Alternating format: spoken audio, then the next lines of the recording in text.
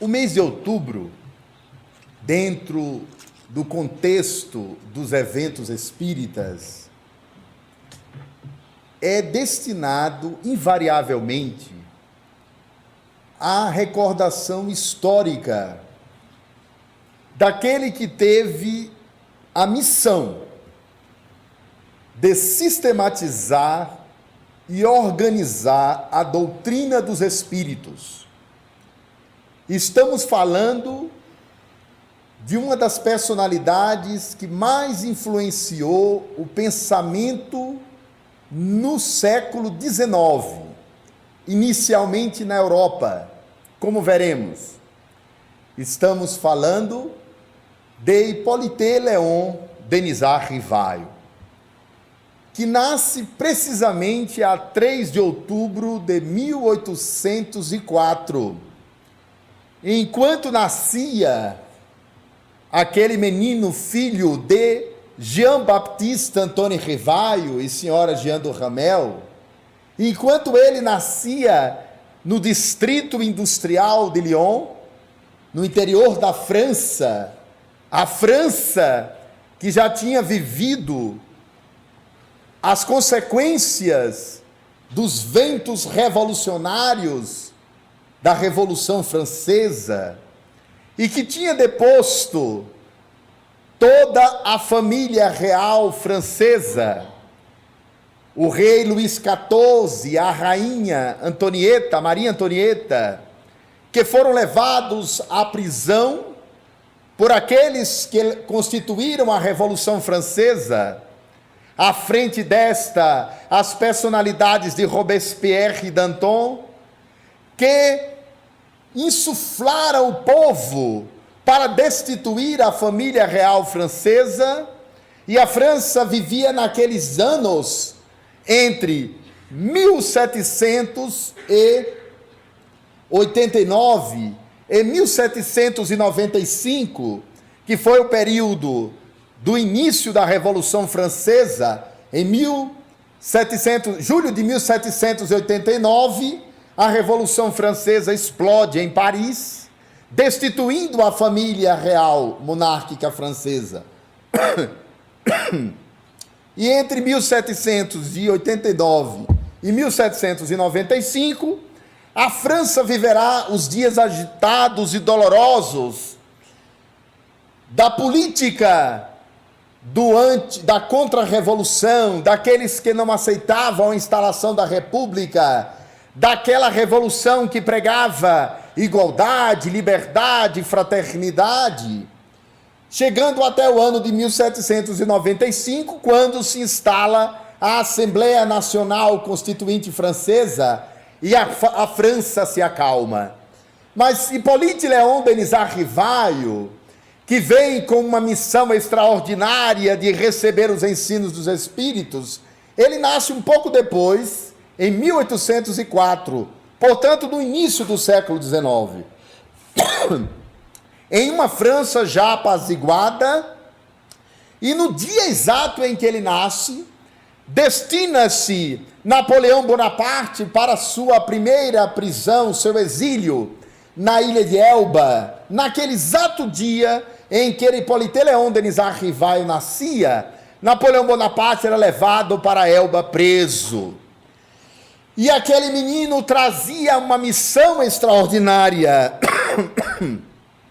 que foi descrita em uma página psicográfica memorável por Emmanuel, quando ele afirma que falanges superiores reuniram-se próximo à terra, em torno da personalidade única daquele que o Espiritismo elege como sendo o governador espiritual da terra. E ali estava figuras que tiveram iluminado a história da humanidade, figuras como Joana d'Arc, Platão e Sócrates, São Luís, que é considerado o mentor espiritual da França, o próprio Emmanuel, entre outras entidades venerandas, que se reuniram no final do século XVIII, início para o XIX, para decidir a respeito da chegada dessa doutrina que fez uma síntese única na história da humanidade, com uma base científica, uma filosofia cósmica e uma religião integrativa baseada nas leis de Deus instaladas na consciência humana. Então nós temos essa reunião espiritual nos planos elevados da vida, e é decidido que uma daquelas personalidades iria se reencarnar na Europa para receber aquilo que o pensador Conan Doyle chamou de a revolução silenciosa que instalou o espiritismo na Europa. A invasão organizada dos espíritos, como nominou Conan Doyle, que escreveria depois o livro A História do Espiritismo. E os senhores devem recordar que Conan Doyle é aquele extraordinário literato que escreveu e criou o personagem de Sherlock Holmes e foi o fundador dessa literatura de natureza policial, o romance policial que ganhou o mundo. Mas nós temos ali aquela reunião espiritual, dentro da qual é decidido que um daqueles se reencarnaria, e se reencarna a personalidade, segundo Emmanuel, a personalidade que governou, que comandou a Universidade de Praga e que vinha com uma missão de sistematizar a doutrina espírita. O seu nome, John Hus. Observe que nessa reunião estavam os grandes teólogos e reformadores protestantes, que de certo modo prepararam o caminho para a chegada do Espiritismo. John Wycliffe, John Hus, Lutero, todos eles reunidos para que fosse possível um deles reencarnar e ter a missão de condensar em suas mãos, compilar em seus ensinos, publicar as ideias dos espíritos na Europa do século XIX. Ele nasce filho de um juiz magistrado, o senhor Jean-Baptiste Antônio Rivaio e a senhora Jean do Ramel. E ele é levado, nos primeiros anos da sua formação infantil, para uma cidade chamada Yverdun, na Suíça. A Suíça, fronteira com a França, tinha o melhor colégio, a melhor escola de educação infantil à época, cujo mais famoso fundador dela já propagava suas ideias pela Europa, e se chama Johann Pestalozzi. E o menino Hippolyte Léon Denisard Rivaio vai estudar em Verdun e passa todo o período da sua formação intelectual ao lado de Pestalozzi. Aos 18 anos de idade, ele completa seus ensinos, aquilo que corresponderia a toda a formação básica hoje do jovem, e depois completa a sua formação doutorando-se naquilo que à época se chamava ciências e letras, e ele se torna um educador. Aos 25 anos de idade, temos Hippolyte Léon Denisard Rivaio circulando na Paris dos educadores e pensando a problemática da educação do seu tempo. Ele escreve um opúsculo, uma monografia, um trabalho sobre educação, a partir do qual ele pergunta: qual o método mais adequado para preenchermos as necessidades educacionais da população, do povo francês, do cidadão na Europa? Qual o método mais adequado para atendermos às necessidades da educação no nosso tempo? E ele desenvolve uma tese toda baseada na teoria educacional de Pestalozzi. Pestalozzi se tornou inovador porque ele propôs algo muito avançado para a época, que depois seria utilizado também pelo educador e psicólogo Jean Piaget.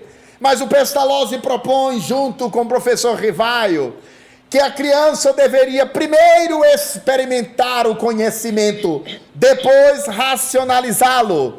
E ele cria uma integração entre experiência, teoria e prática, experiência e conceito. e essa ideia levaria ele a construir, junto com suas crianças, a experiência do conceito da justiça, a experiência do conceito da ciência, antes de entrar no conceito propriamente dito. E o professor Rivail publica esse opúsculo, que começa a circular na França. Em 1831, ele publica a Gramática Clássica Francesa. Era um homem de letras, um homem que conhecia o pensamento da sua época, particularmente o pensamento de René Descartes.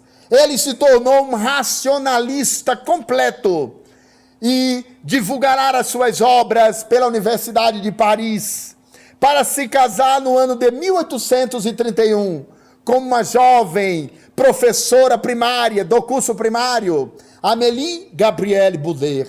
Ele se casa com ela, ele tinha 26, ela tinha 9 anos mais do que ele, e parecia, por causa da atitude jovial, da jovialidade de espírito e também corporal, parecia ter 5 menos que ele, já que ele era um indivíduo muito circunspecto, muito interiorizado, ainda que alimentando um humor leve, mas como todo pensador, tinha a marca dessa racionalidade que torna a pessoa mais reservada, muitas vezes.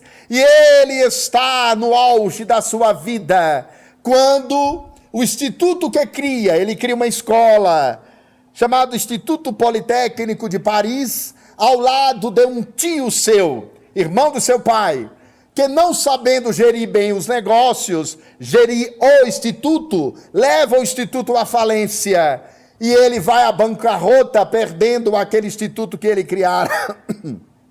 Como era um poliglota, ele falava o alemão, o holandês, o italiano, o espanhol, conseguia entender e escrever em português e o seu idioma pátrio, naturalmente. Ele então passou a traduzir obras literárias, passou a dar aula para os jovens franceses de química, de fisiologia comparada, de física, porque o seu título era doutor em ciências e letras. E ele vai transcorrer a sua existência somente quando tinha 50 anos de idade. Esse é um dado muito importante. No ano de 1854. E aí nós podemos situar alguns fatos históricos importantes para entendermos como é que ele chegou aos espíritos. Primeiro, ele é convidado por um homem chamado Senhor Carlotti.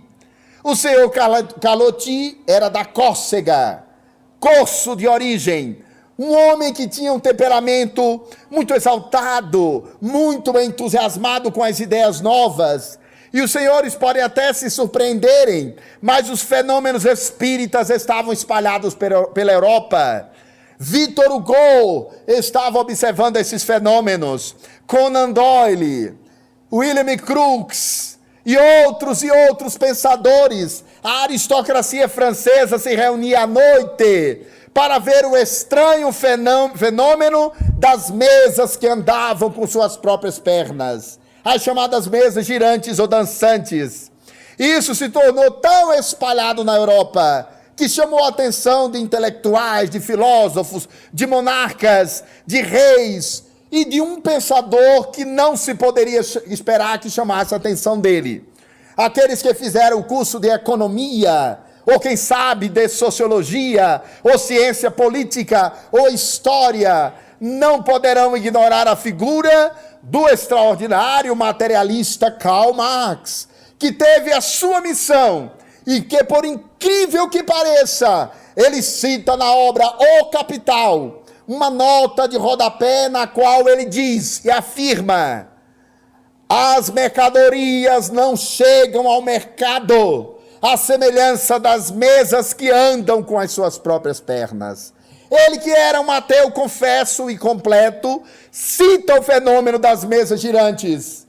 E há uma outra particularidade na história de Karl Marx, porque ele vai se encontrar com o Kardec em Paris, e há uma mensagem em obras póstumas destinada a ele, Karl Marx. Porque Allan Kardec era um homem das ciências e estava no meio da intelectualidade francesa. Mas foi somente com 50 anos de idade que ele é convidado para assistir às curiosas sessões mediúnicas, na qual médiuns que colocavam suas mãos umas coladas nas outras, permitiam que mesas se levantassem, mesas se deslocassem. E quando o senhor Carlotti convidou, ele disse: mas não há nada novo nesse fenômeno. Se as mesas giram, pode ser que elas girem por causa do efeito da gravitação universal. Pode ser que isso seja um efeito de reprodução do movimento dos astros no cosmos, porque todos os astros se movem de forma circular. Nada de novo. Pode ser influência da eletricidade. E ele não teve interesse a princípio no fenômeno. Só que depois, quando um casal francês chamado Sr. Patier e Sra. Pleine Maison decidiram convidar o professor Rivaio, eles disseram que ele ia assistir um fenômeno muito mais complexo, porque ele ia ver as meninas Caroline e Julie Boudin, de 14 e 16 anos, respectivamente, conseguir responder a questões de ciência, de filosofia, de espiritualidade, de cosmologia, através da extraordinária mediunidade psicográfica que elas tinham. Os senhores imaginem, 14 e 16 anos de idade, essas duas meninas eram médios extraordinárias, pelas quais os espíritos psicografavam.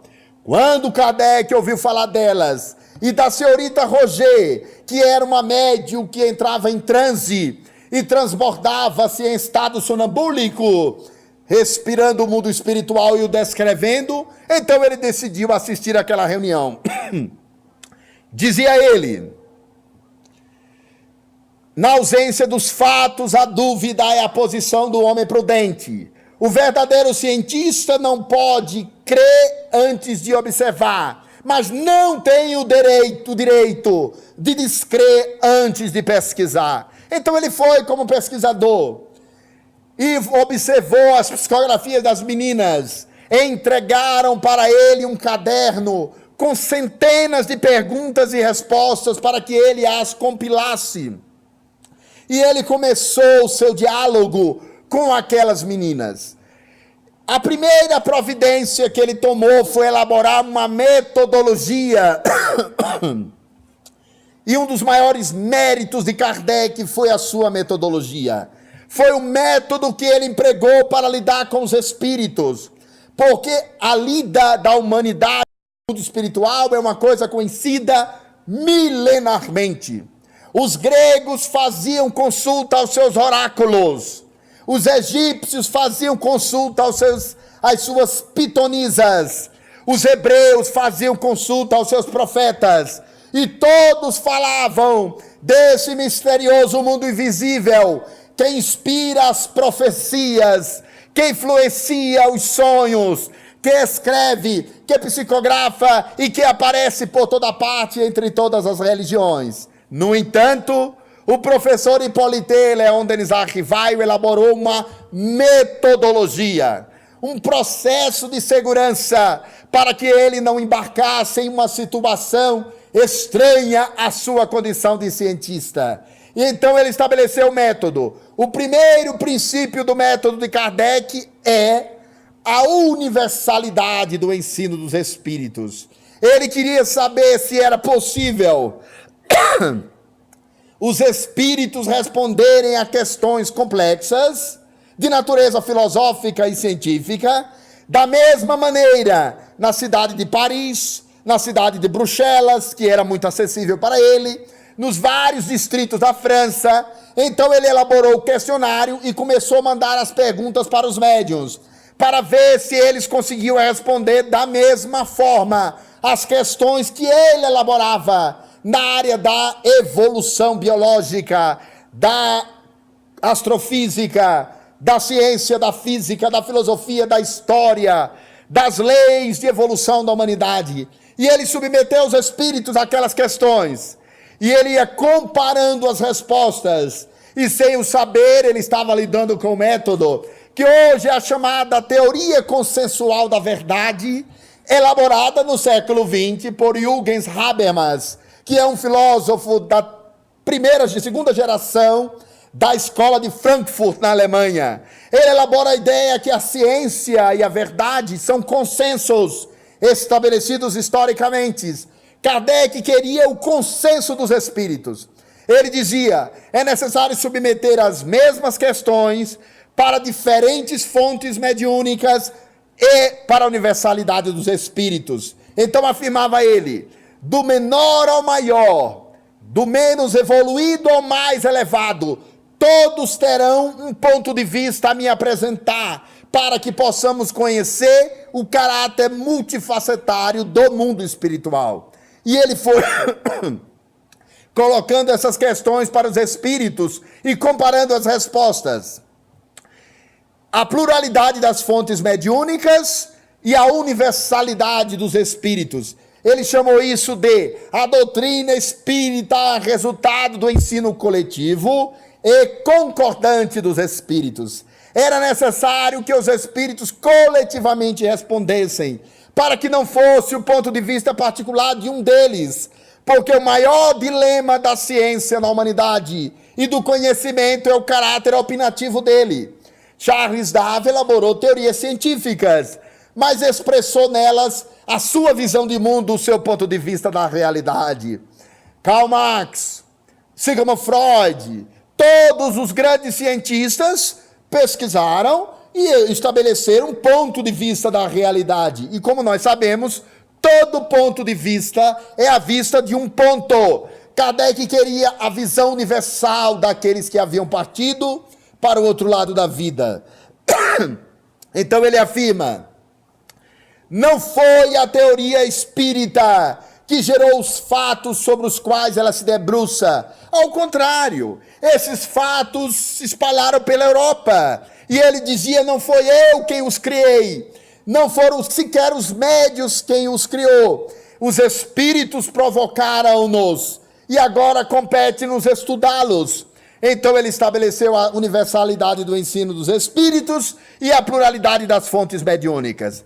Depois ele colocou o segundo critério metodológico para o espiritismo. É o critério da cientificidade das informações. Ele era um homem que respeitava o conhecimento científico. E ele sabia que se quisesse trazer um conhecimento racional sobre a vida espiritual, ia ter que submeter as informações dos espíritos àquilo que a ciência já havia descoberto. Ele sabia, por exemplo, que se um espírito viesse dizer que a lei da gravitação universal era falsa, o espírito era que era falso e não a lei. Se algum espírito dissesse que não existe a realidade atômica, ou quem sabe os estudos da radioatividade, da chamada matéria radiante, da eletricidade que nasciam à época, o espírito estava falsificando a informação, e não a lei que já havia sido descoberta. Então ele vai dizer, é necessário passar pelo crivo da ciência, da cientificidade, as informações que os espíritos trazem. Aquilo que a ciência já estudou e comprovou, é possível comparar com o que os espíritos afirmam. Aquilo que a ciência não estudou ainda, o espiritismo avançará em torno disso. E ele dirá, o espiritismo é a ciência nova que veio revelar à humanidade a existência do mundo espiritual e suas relações com o mundo corporal. Nolo demonstra o mundo espiritual, não mais sobre a influência do maravilhoso e do sobrenatural. Demonstra o mundo espiritual através de leis rigorosamente naturais. Poucos cientistas tiveram a coragem de falar do mundo espiritual com essa naturalidade no sentido pessoal, naturalidade no sentido das leis da natureza. Kardec não queria que tivéssemos uma visão do mundo espiritual de natureza mitológica, teológica, dogmática ou infantil, que prevaleceu e prevalece até hoje em boa parte das teorias religiosas, em boa parte do imaginário religioso, que acredita em coisas estranhas, como, por exemplo, a ressurreição de todos os corpos no mesmo corpo, através da teoria da ressurreição, completamente inviável do ponto de vista das leis da natureza. Ou acredita que alguém poderia tornar-se perfeito por um ato de aceitar um símbolo religioso. A criatura foi totalmente criminosa, como tivera sido o maior psicopata de todos os tempos, Adolf Hitler. Segundo certas tradições religiosas, se nas últimas horas da sua vida, depois de matar 6 milhões de judeus e levar uma guerra que matou 70 milhões de pessoas, se ele aceitasse este ou aquele, no caso Jesus, ele receberia o perdão e iria para o céu, provavelmente. Esse tipo de teoria afasta a opinião pública racional das religiões, lança o pensamento religioso no descrédito e produz esse materialismo que domina a humanidade ainda que parcialmente domine. Então a doutrina espírita nasce com a marca científica e Kardec vai dizer: o espiritismo e a ciência se completam reciprocamente. A ciência sem o espiritismo é impotente para explicar todos os fenômenos apenas pelas leis da matéria. Ao espiritismo sem a ciência, falta-lhe apoio e comprovação. O espiritismo marcha com a ciência. No ponto em que a ciência para, o espiritismo prossegue e vai adiante. E foi exatamente o que ele fez. Ele teve a coragem de colocar diante dos espíritos as grandes questões que a humanidade sempre quis saber. Como, por exemplo, diante daqueles espíritos que se revelou para ele, e que um deles disse ser o Espírito Verdade. O Espírito Verdade apareceu para ele em comunicação e disse: uma vez por semana, por 30 minutos, estarei ao teu lado diretamente, fazendo a coordenação do teu trabalho de compilação. E responderei as questões através das psicografias. E ele perguntou o nome, ele disse: para ti, chamar-me-ei Verdade, basta isso. E Allan Kardec estava ali às voltas, com espíritos que a maioria de nós daria muito de nossa vida para tê-los e para poder dialogar com eles. Os senhores devem lembrar de Jobs, o fundador dessa grande concorrente da Microsoft, que dizia: eu daria metade da minha fortuna para ter uma tarde de sábado com Sócrates. E nós temos ali as figuras de Platão, Sócrates, Joana d'Arc, São Luís, Fénelon, Emmanuel e outros espíritos que se dispuseram a responder às perguntas de Kardec. E ele não teve nem medo e nem limites de natureza intelectual para perguntá-los. E perguntou sobre tudo. Ele perguntou, por exemplo, sobre a pluralidade dos mundos habitados, se existia vida em outros planetas. E os espíritos disseram que existia vida em formas de organização da matéria parecida com a nossa e distinta da nossa. Ele pergunta sobre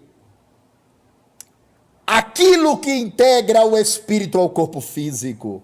A maioria de nós outros até hoje não compreende a imortalidade da alma, especialmente aqueles que têm formação acadêmica, que fizeram biologia, física, química, que fizeram psicologia, qualquer outra ciência, e até hoje não se sabe o que é que integra o espírito à matéria. Não se sabe dentro do status acadêmico, dentro da academia, da ortodoxia acadêmica.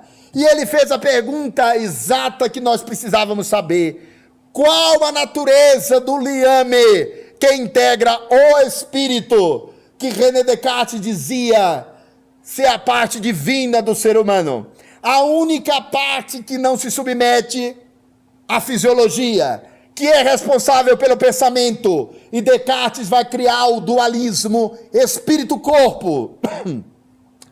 Ele próprio, Descartes, se perguntou: qual o mediador do espírito em relação ao corpo físico?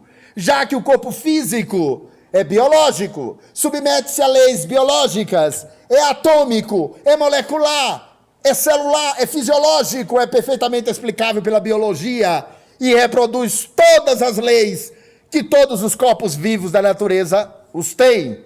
Kardec queria saber quem é que integrava o espírito ao corpo físico. Qual era o agente? Quem era o responsável? Qual a natureza desse liame?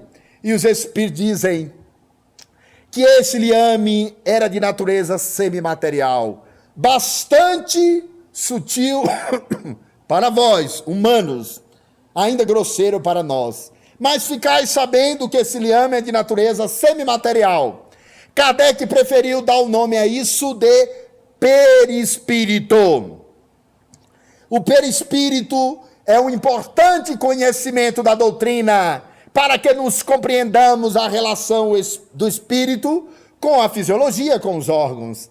Ele é o que hoje chamaríamos de corpo quântico. Corpo quântico. Corpo de energia sutil. Corpo de energia numa velocidade superior à luz. Corpo etéreo. Um modulador quântico que integra o espírito ao corpo físico. Então os espíritos responderam sobre isso e deram uma explicação bastante razoável a Kardec, para que ele pudesse entender qual era o gradiente, qual era o salto quântico que se dava entre a matéria grosseira e o espírito, que é de natureza, cuja origem e destinação é divina e cuja marca é a consciência transcendental. Perispírito, que Paulo de Tarso chamava de corpos celestes, que a teosofia aqui do lado chama de corpo astral, que os místicos do Oriente chamam de corpo vital, que o Espiritismo chama de corpo perispiritual. E aí Kardec multiplica as perguntas. Ele pergunta sobre qual o limite do trabalho. Os Espíritos respondem: o das forças. Ele pergunta sobre a natureza de Deus, que é Deus, é a inteligência suprema, a causa primária de todas as coisas. Ele pergunta que se transforma o espírito depois da sua última encarnação. Ora, reencarnamos diversas vezes. Em que se transforma o espírito depois da última encarnação? Espírito puro, espírito completo, espírito integrado à consciência cósmica, a Deus. Espírito puro, purificado. Ele pergunta: em que se funda o dogma da reencarnação? Os espíritos respondem: na justiça divina, no progresso da humanidade. Depois ele pergunta: os espíritos influenciam em nossos atos, em nossas vidas? Muito mais do que imaginais. Influi a tal ponto que de ordinário são eles quem vos governam. E nesse momento eles falam dessa influência oculta que cotidianamente interfere em nossa vida, interfere no nosso humor, interfere nos nossos sonhos, interfere na sexualidade, interfere nas nossas relações afetivas, de trabalho, de natureza social. Esse mundo sutil que está conectado ao mundo físico através dos fenômenos da mediunidade, que é responsável às vezes pela ampliação de quadros depressivos, que é responsável às vezes pela ampliação do alcoolismo. Observe que falei ampliação, porque a raiz está no espírito e no comportamento que se instalou nele através dos procedimentos que se repetiram. Então Kardec vai fazendo perguntas e ele pergunta sobre a questão da estratégia, do processo de transformação do ser humano. Qual o meio mais eficaz para o homem combater as suas más inclinações e resistir à atração do mal? Um sábio da antiguidade, Volo, disse: conhece-te a ti mesmo. O maior desafio do ser humano é o autoconhecimento, o autoexame, a autoconsciência, que nos levaria a navegar em dimensões que nós jamais visitamos através do autoconhecimento. Porque nós sabemos hoje, através do modelo da psicologia integral, da psicologia transpessoal, que esse lado externo da nossa vida é o mais fragmentado, é o mais superficial e o mais precário. É o lado da vida no qual nos sentimos isolados uns dos outros. Cada qual tem o seu eu, que é uma ilha, e está isolado do outro. E essa alteridade é fonte de conflitos. A alteridade entre o homem e a mulher, por exemplo, que é a relação de gênero, universo masculino, universo feminino, diferença entre ambos. A alteridade entre vizinhos, a diferença entre eles. A alteridade entre religiões. A palavra alteridade significa qualidade do outro, a diferença do outro.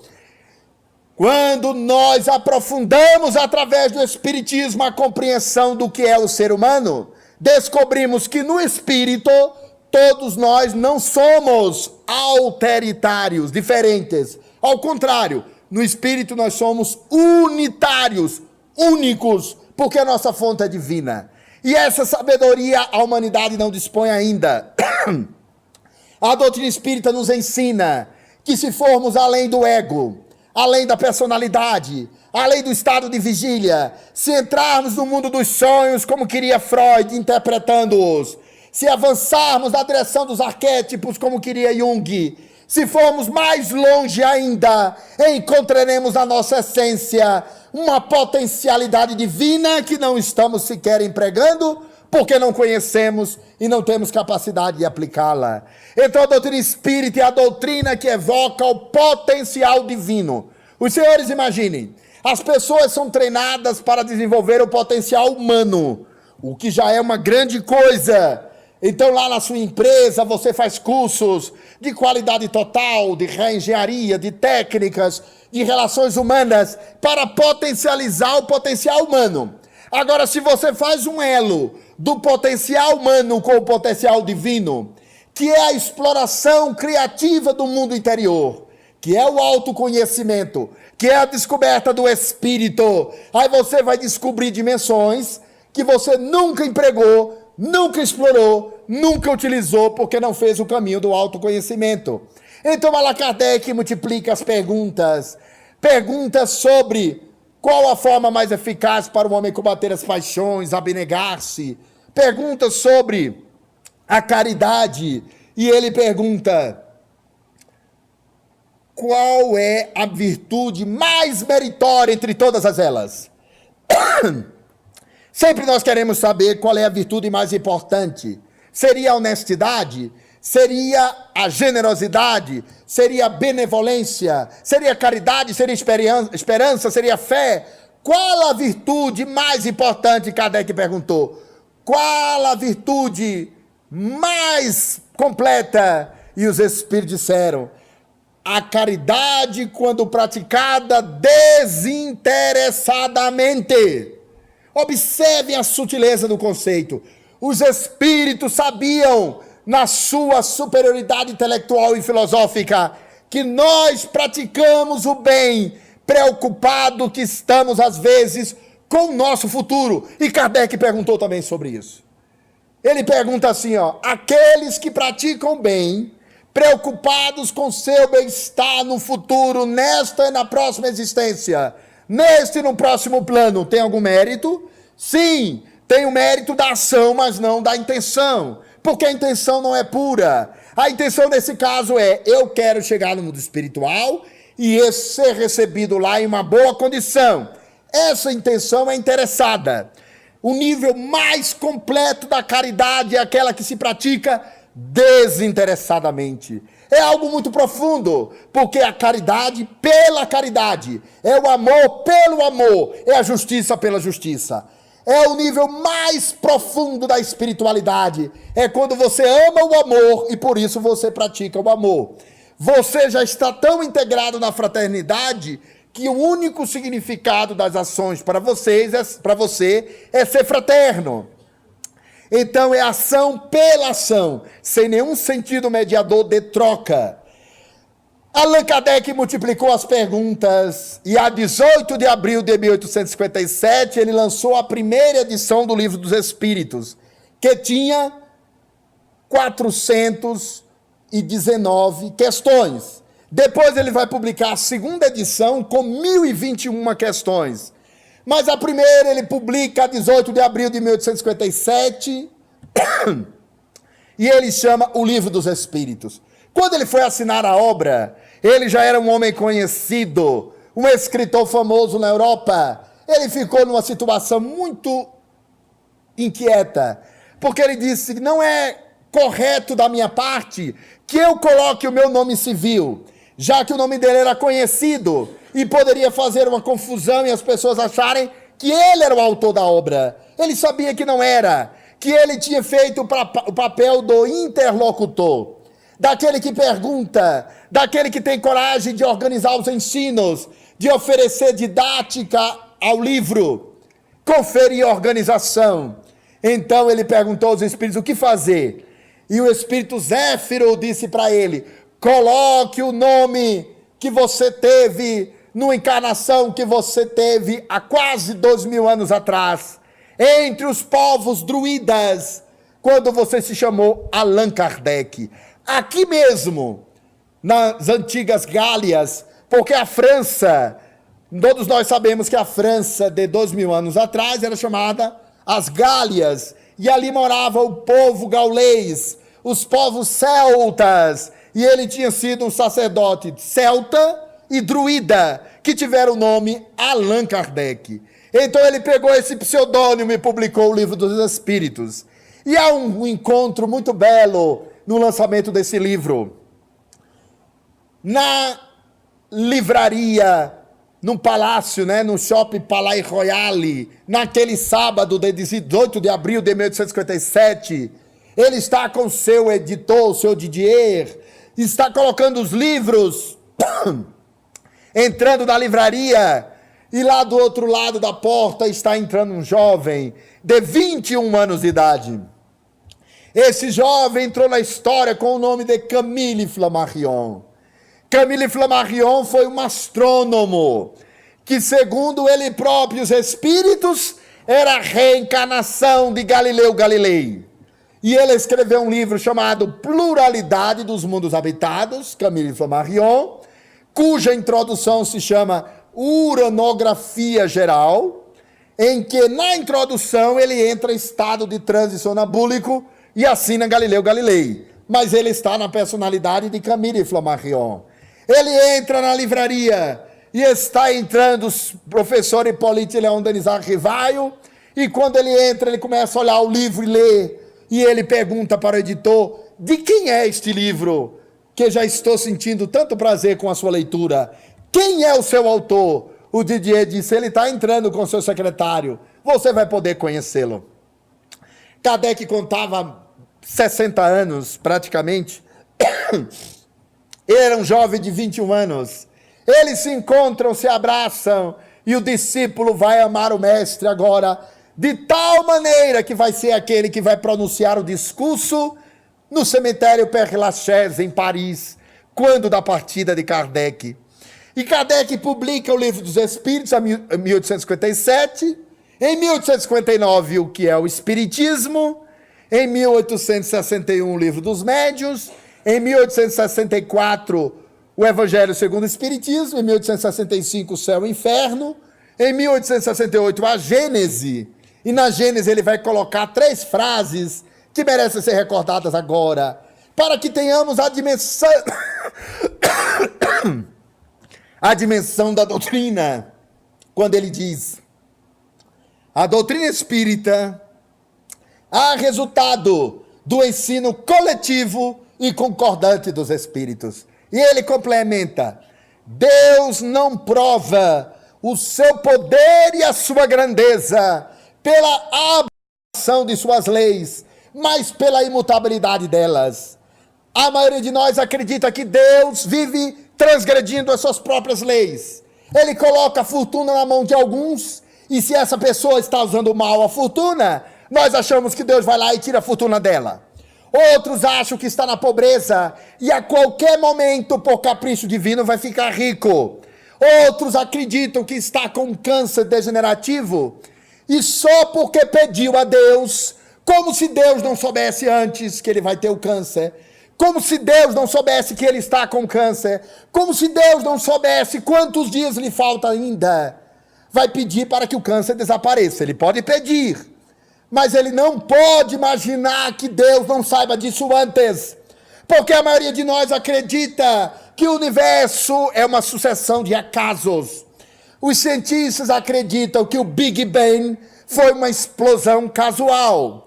E aí os filósofos do deísmo dizem, curioso, imaginar que o universo seja uma explosão casual é como concebermos que a Biblioteca de Washington, que tem mais de 400 mil exemplares, desse uma explosão tipográfica e os livros aparecessem lá. É a mesma coisa, porque o universo hoje, meus amigos, ele tem um design inteligente, ele tem uma intenção, ele tem leis matemáticas, e nós achamos que não há uma causalidade para isso. Essa causalidade, Kardec perguntou aos espíritos, e eles disseram que era a inteligência suprema, a causa primária de todas as coisas. Então, Kardec dizia que Deus não prova o seu poder e sua grandeza, abrogando suas leis. Senhor, deixa-me viver, se chegou a tua hora de partir, partiremos em paz. Oh Senhor, tira-me esta doença que eu mesmo pedi antes de reencarnar e agora estou esquecido. Ah, Senhor, dai-me a Mega Sena no final do ano e eu me desgraçarei com tanto dinheiro em menos de um ano sem o saber. Imaginemos nós como se Deus precisasse intervir.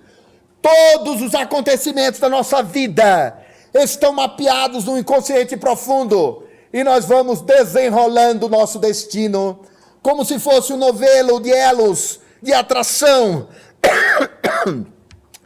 Invariavelmente buscamos no lugar certo, na hora certa, com as pessoas certas, na família certa, na época certa, aquilo que precisamos, para que o karma se cumpra na nossa existência. Quantos estão na Terra nesse momento, viajando e desencarnarão durante a viagem? Outros que não viajaram e desencarnarão porque não viajaram. Outros que desencarnarão na fortuna, apesar de todo o dinheiro ter e estar no Albert Einstein, São Paulo vai desencarnar como uma criatura mais pobre porque chegou a sua hora. Outros sofrerão uma decepção. E não nos esqueçamos que se desilude aquele que se ilude. Mas o fato é que passaremos por todas as vivências que a misericórdia divina nos concede. Porque a doutrina espírita não é uma doutrina fatalista, mas é uma doutrina que tem na lei do karma a sua base fundamental. Kardec não usou a expressão karma, porque karma é uma palavra de origem oriental, sânscrita, que significa ação. Lá no Oriente, o karma é gerado pela ação. No Espiritismo, toda ação gera uma reação e produz uma cadeia de reações.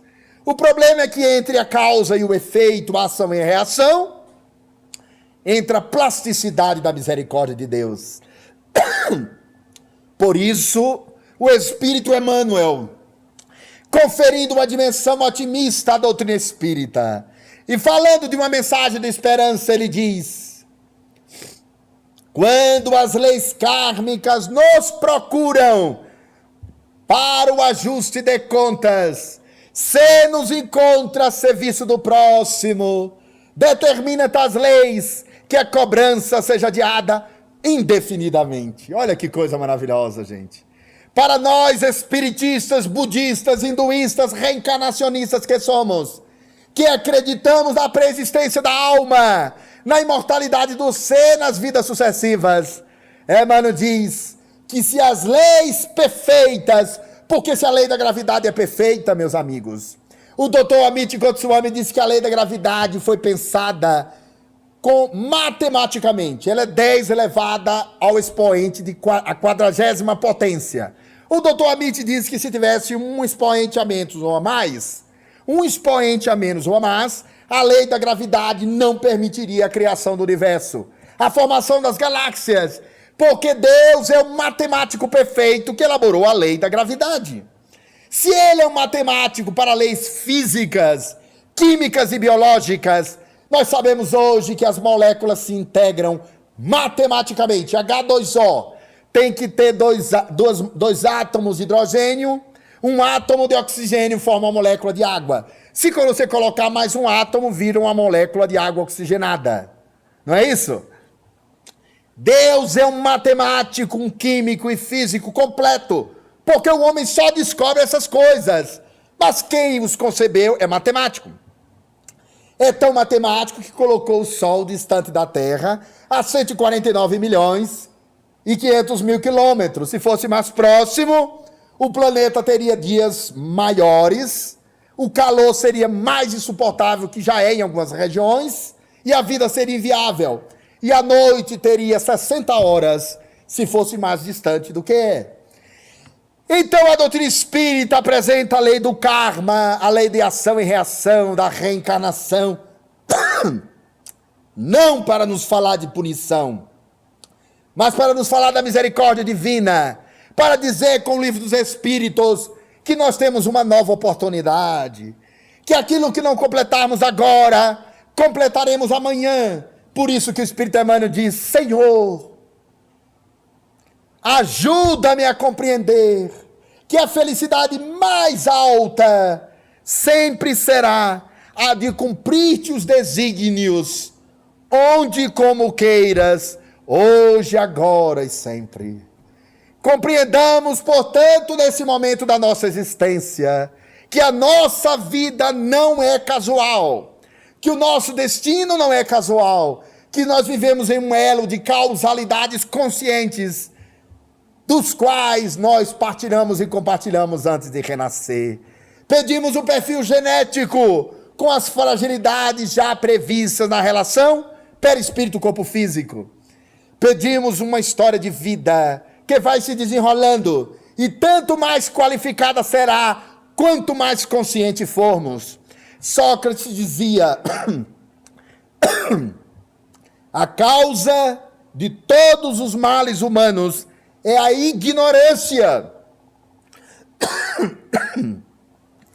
Ignoramos a arte de perdoar, vivemos mergulhados na vingança.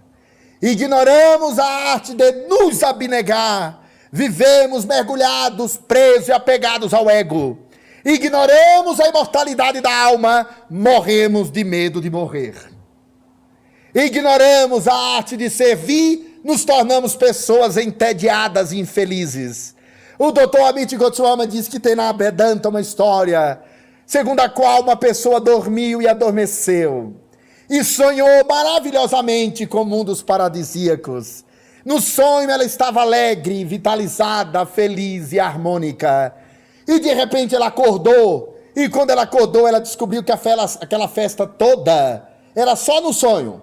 E ela resolveu trabalhar. E trabalhando e servindo, descobriu que a vida é trabalho e serviço. E serviço e trabalho, servindo e trabalhando, descobriu que servir é alegria, que serviço é felicidade. Porque a palavra serviço, separem agora, serviço. Coloque aqui as duas separadas e você tem o viço do ser na arte de servir. Felizes aqueles que servem, porque serão encontrados pelas leis kármicas servindo. E cada um de nós deve se perguntar: como quero ser encontrado? Agora nas férias, pelas leis kármicas. Como quero ser encontrado daqui a 3 horas? Pelas leis kármicas. Cada qual deve fazer opção. E Jesus dizia: a semeadura é livre, porém a colheita é obrigatória. Se semearmos o bem, se espalharmos alegria, se diminuirmos o potencial do vício, chegaremos a esse estado de iluminação que faz com que nós não estejamos mais separados uns dos outros. Nós terminamos essa palestra recordando essa problemática do separativismo que é próprio do Ocidente. Eu, tu, vós, eles, cada qual separado uns dos outros, vivendo egoisticamente. A doutrina espírita diz: onde está escrita a lei de Deus? Na consciência. Se é na consciência, Deus mora dentro de nós, na nossa consciência. E se Deus mora dentro de nós, é provável que na origem e no fim, todos nós voltemos a ser um com o Pai.